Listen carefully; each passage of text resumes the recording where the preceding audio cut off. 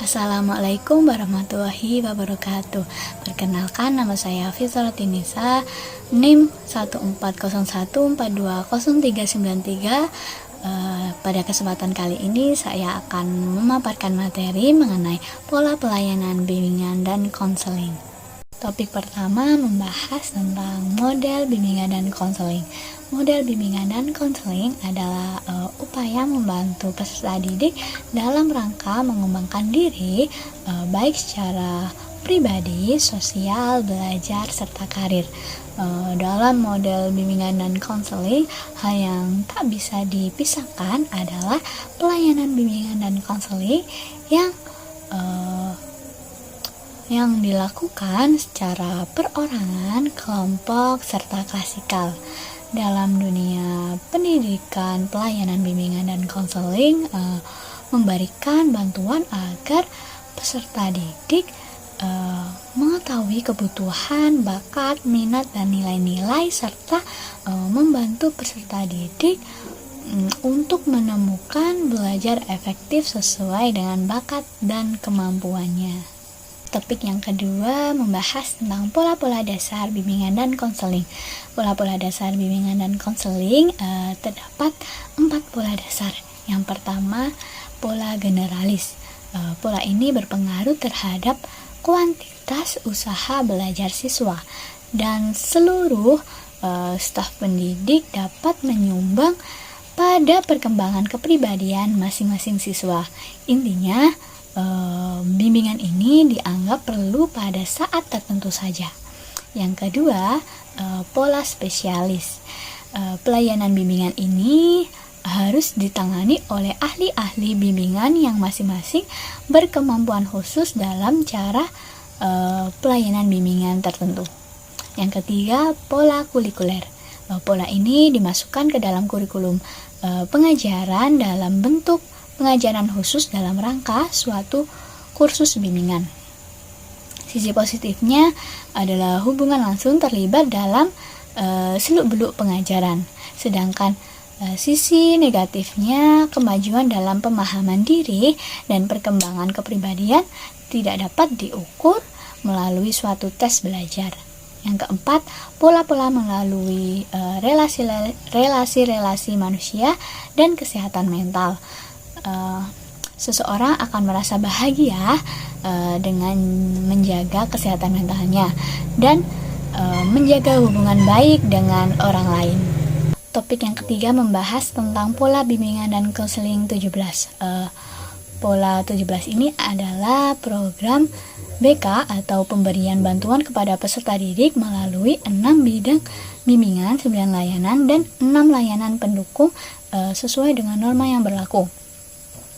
Adapun 6 bidang bimbingan tersebut antara lain yang pertama, bimbingan pribadi, yaitu bidang layanan pengembangan kemampuan yang mengatasi masalah-masalah pribadi dan kepribadian berkenaan dengan aspek-aspek intelektual, afektif, dan motorik.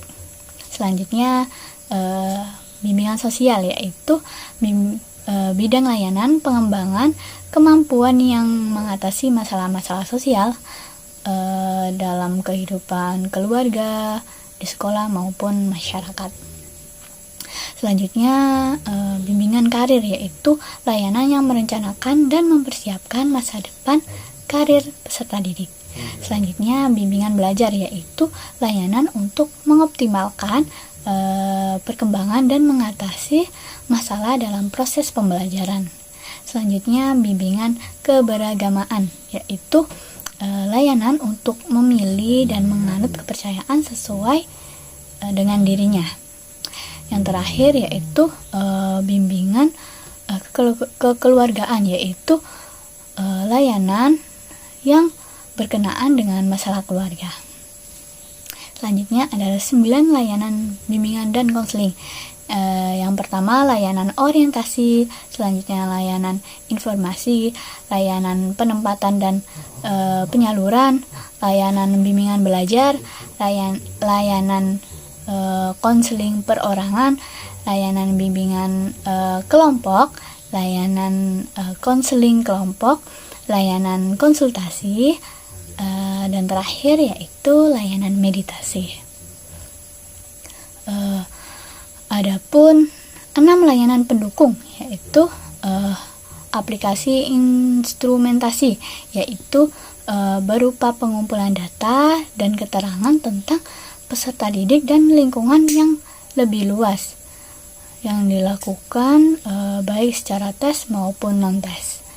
Selanjutnya himpunan data, yaitu menghimpun seluruh data dan keterangan yang relevan dengan keperluan pengembangan peserta didik. Selanjutnya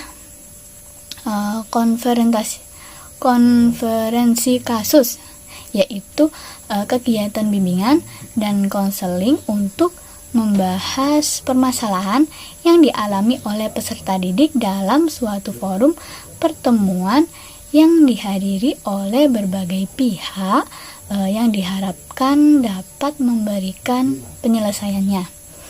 Selanjutnya kunjungan rumah, yaitu kegiatan yang dilakukan untuk memperoleh data, keterangan, kemudian dan komitmen bagi pemecahan masalah yang dialami peserta didik melalui kunjungan rumah tersebut.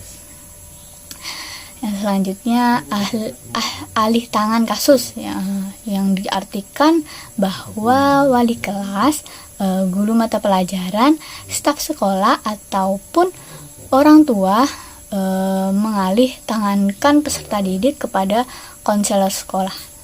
Yang terakhir tampilan kepustakaan, yaitu bantuan layanan untuk memperkaya dan memperkuat diri berkenaan dengan permasalahan yang dialami dengan klien atau peserta didik tersebut. Topik yang keempat membahas tentang pendekatan dan strategi dasar bimbingan dan konseling. Yang pertama, edukatif versus direktif. Pelayanan dipandang sebagai pengalaman belajar bagi siswa, membantu untuk menemukan pilihannya sendiri. Di sisi lain, penentuan diagnosis oleh seorang ahli disertai rekomendasi kepada siswa dan para guru serta orang tua. Yang kedua, kumulatif versus pelayanan dilihat sebagai program yang kontinu dan bersambung-sambung. Di sisi lain, hanya dianggap pada saat tertentu. Yang ketiga, evaluasi diri versus oleh orang lain. Pelayanan untuk membantu siswa menemukan diri dan mengevaluasi diri. Di sisi lain, banyak memberikan tanggapan, pendapat, pandangan, dan saran.